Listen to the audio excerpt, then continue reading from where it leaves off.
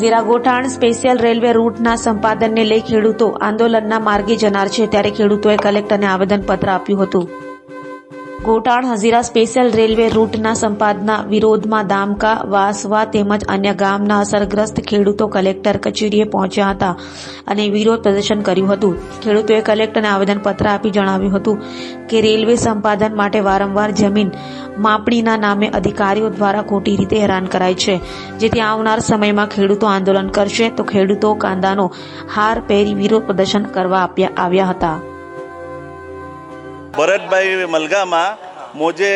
મલગામાનો 220 number જે 15 વીઘાનો હું ખાતેદાર છું, એની અંદરથી 60 ગુંઠા જેટલી જમીન મારી આ રેલવે લાઈને સંપાદનમાં મૂકી છે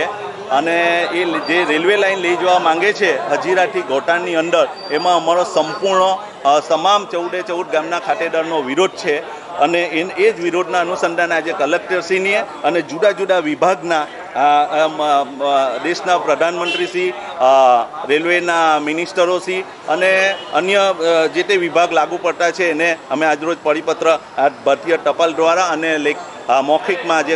સુરત કલેક્ટરશ્રીને રજૂઆત કરવા અમે આવ્યા છે. જી, મારું નામ દીપકભાઈ ધનસુખભાઈ પટેલ, પ્રમુખ શ્રી હજીરા કાંઠા વિસ્તાર વિકાસ સહકારી મંત્રી. અહીંયા લગભગ 5 થી 7 ગામના લોકો વિરોધ કરવા માટે આવી રહ્યા છે, કારણ કે અમારા હજીરા કાંઠા વિસ્તારમાંથી હજીરા ગોઠાણ જે રેલવે લાઇન જઈ રહી છે, એ રેલવે લાઇન અમારી જે જમીનની માંથી જે જઈ રહી છે, અમારી મહામૂલી જમીન સરકાર કોઈપણ કારણે પડાવી લેવા માગે છે, કારણ કે અમારી જમીનની બાજુમાં હજારો હેક્ટર સરકારી ખાલેન પડેલી છે, છતાં સરકાર એ જમીનનો ઉપયોગ કરવા તૈયાર નથી. જ્યારે અમારી મહામૂલી જમીન પડાવી લઈ સરકાર અમારા હજીરા કાંઠા વિસ્તારમાં જે 7-8 ગામો બેટના રૂપમાં વસેલા છે, એ 7-8 ગામોમાં સાહેબ અમારા ગામની વચ્ચેથી લઈ જાય છે, અમારા ગામના 2 વિભાગ થઈ જઈ રહ્યા છે. એટલે અમે આ બાબતે વિરોધ કરવા માટે આજે કલેક્ટર સાહેબને રજૂઆત કરવા માટે આવ્યા છે. સાહેબ,